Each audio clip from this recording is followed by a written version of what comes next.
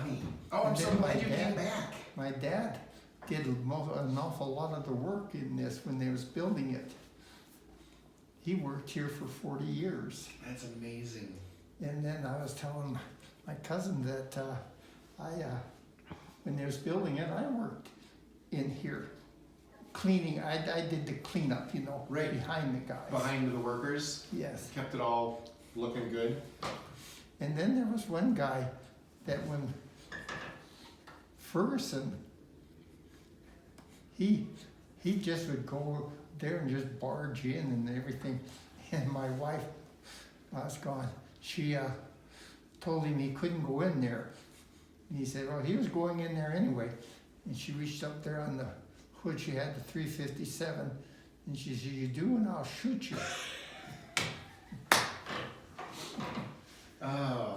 But he was quite a guy. Yeah, I think you were here. So I've worked here now for 5 years, and I think you came in my first summer, and you and I walked around over here, and you kind of pointed out the various, you know, you knew it all Yeah. because you worked here. That's what I thought after the pottery, when they was all done, I was gonna take them on a tour. My body says, no, you're not. This cancer is, I can hardly move. So how long have you had it? Almost 20 years. Wow. I've- Really? I've had this leukemia, and they can't cure it. They just knock it down. They just keep knocking it down? Yes, but it's gradually reaching the point where it's not. Everybody says, well, get up and do something. You're taking these treatments. Do something. And the body says, no way. No.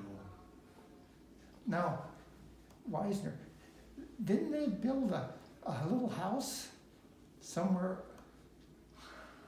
They were building on a house at that one time when they were here. Here on the grounds? No. Oh, they did build something. A I don't know where it summer is, but home they built something out in the woods someplace. Mm-hmm. I don't know if they still have it. They must, because he comes up here during the summer sometimes. Mm-hmm. So they must have someplace they go to. Well, I was here in that one winter when the snow came over and took the roof down. Oh, really? Yeah, off of that big kill.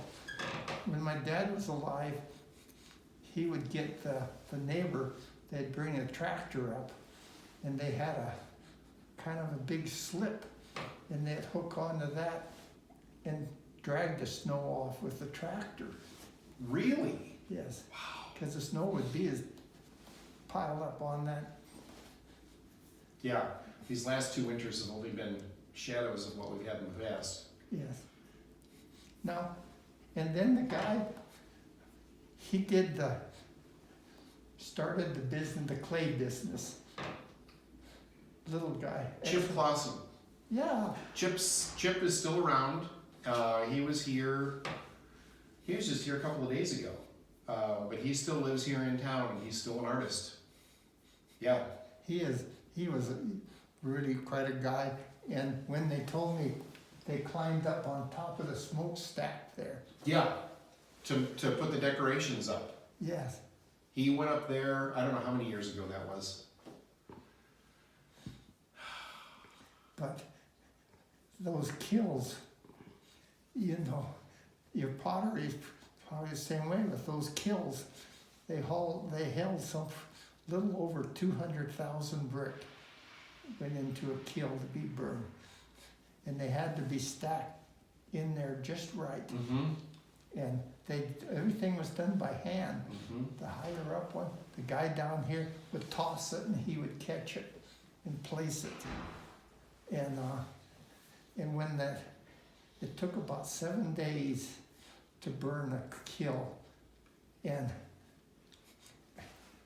it had to peak at a certain temperature. Mm-hmm. Only a few degrees, otherwise the whole kiln was no good. Right, which is why we have all those bricks out back. Yes. Yeah. Well, not from the beehives. No, not from the beehives. Those were from the tunnel. Yes, because they tried to push it through too fast. Too fast. Yeah, and so we ended up with all those bricks back there. No, Yes. they had the beehive, they had that down to a science. Yes, They knew what they were doing.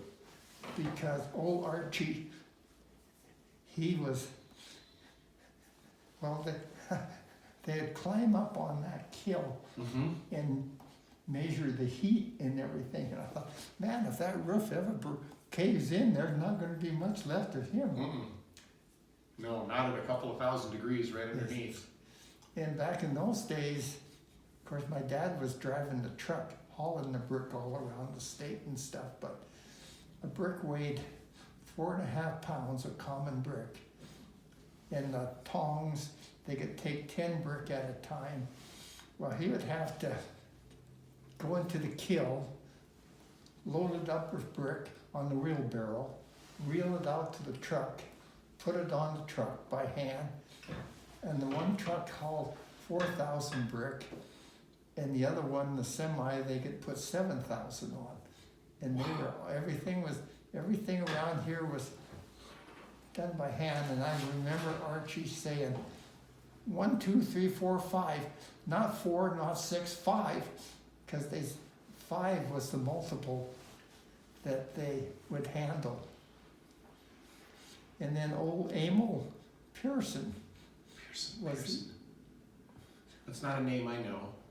it was the old guy, bachelor that lived down here. Okay. And he was in charge of mixing the clay, getting the right moisture, Mm-hmm. you know, not too, but just right. And the big old rollers over there that would roll around Yeah. and smash it, and then belts would haul it up to the top of those towers and dump it down those screens. Mhm. And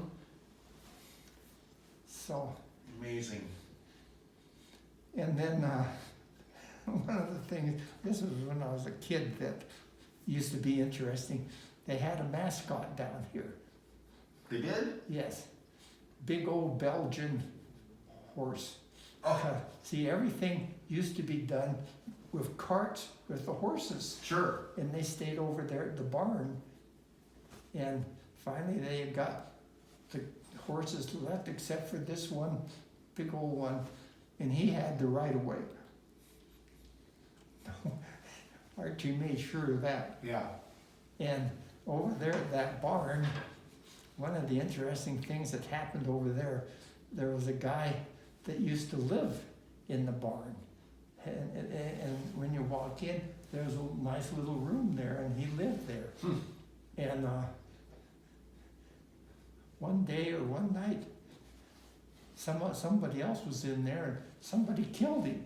Really? Yes. And so he wouldn't live in that barn anymore. They don't know who did it, Wow. but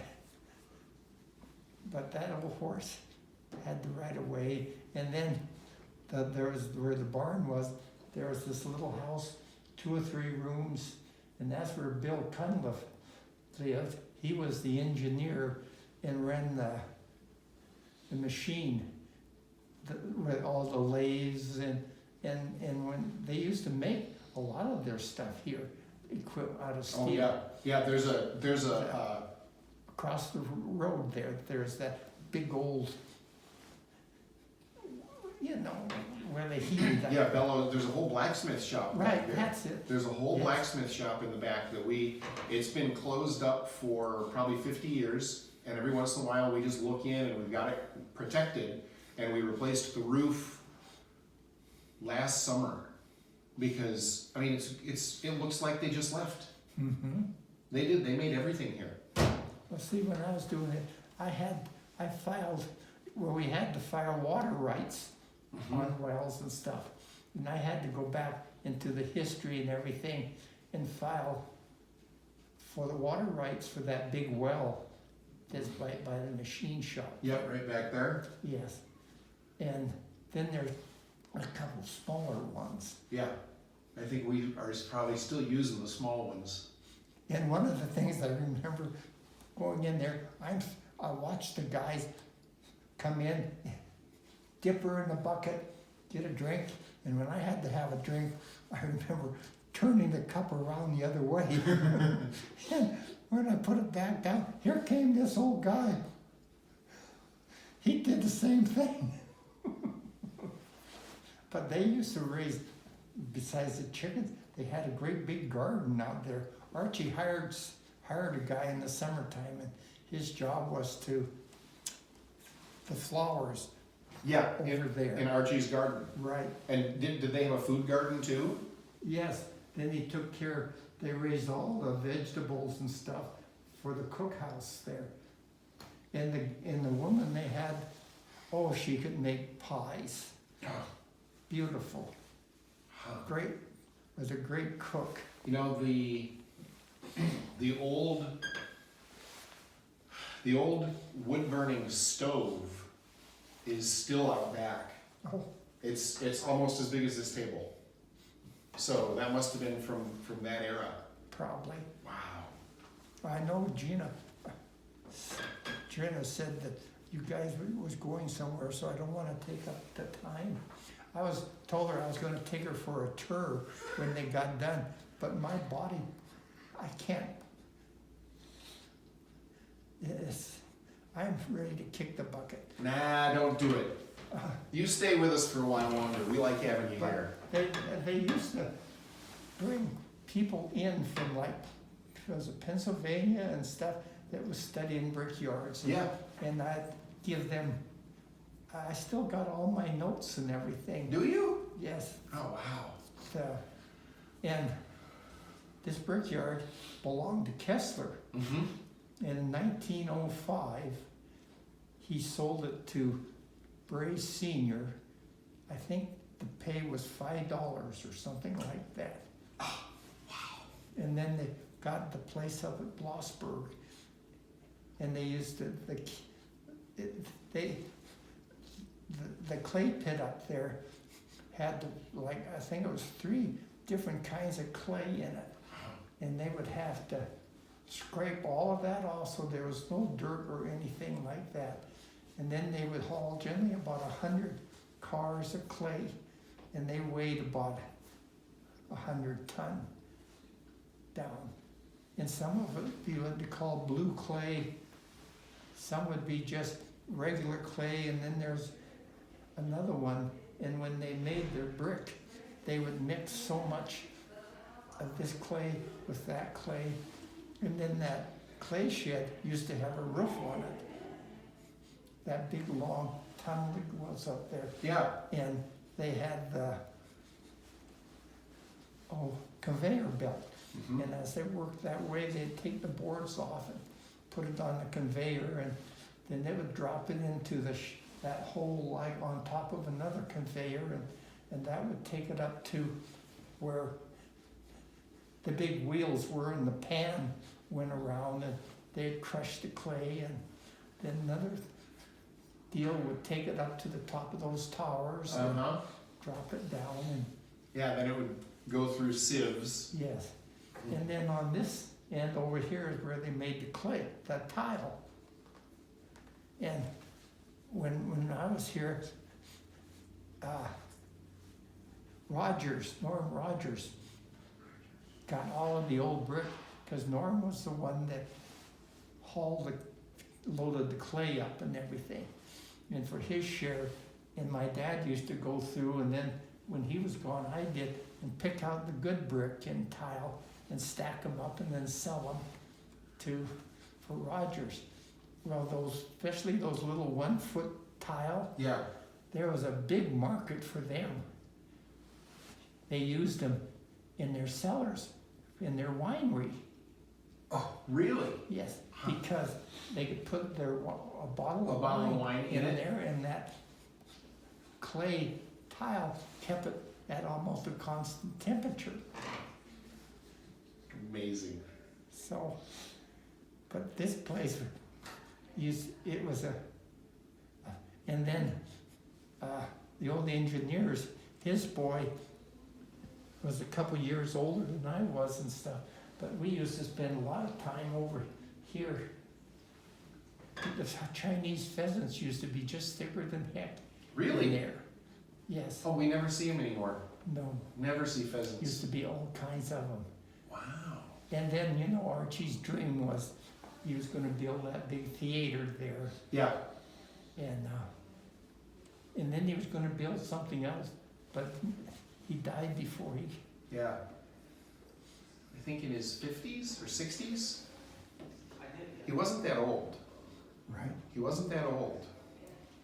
And the other thing that Archie was, he was a short guy, and when he built anything, he only built the doorways high enough for him to walk through. And anybody that was tall, he either had to learn to duck or he'd get his head. Oh, that's so funny. But, and then he used to, when he needed a bigger crew, he'd go uptown on a weekend at night and go to the bars and recruit, Workers? yes. Oh, how funny. And most of them wouldn't last very long. No, probably not, because this was awful work. Yes. Yes. Well, I don't want to take up a bunch of your time. Well, no, I'm just so glad. I'm glad you came out. I mean, it was. I loved meeting you 3, 4, 5 years ago, whatever it was. And every once in a while, I think, I wonder where he went. So I'm glad to know you're with us. I'm still here. Excellent. And, You come out anytime. well, and the gal that used to work in there had that big German Shepherd. Yep, Noreen. That Noreen. She retired a couple of years ago. She did. She had a huge German Shepherd. Yeah, he was the neatest dog. He was a sweetheart. And we used to get our mail there at the brickyard. They had a big bunch of deal, and the guys that worked here and stuff could mail and get your mail here. Yep. And then Grandma Bray, of course, you know, lived in the great big house. Yes. Betty. I don't remember. I think it was Betty Bray. Right. In Junior, Archie Junior, he was quite a conniver. When he was going to school over there at Missoula, when on the truck, that time they had the semi and it had 2 extra big tanks up there. And he'd make sure where my dad was parked, and he'd reel his car in there, siphon gas out to fill up his car. And then Archie Junior was an airline pilot. He wasn't interested in this Yeah, brickyard in this. Yeah.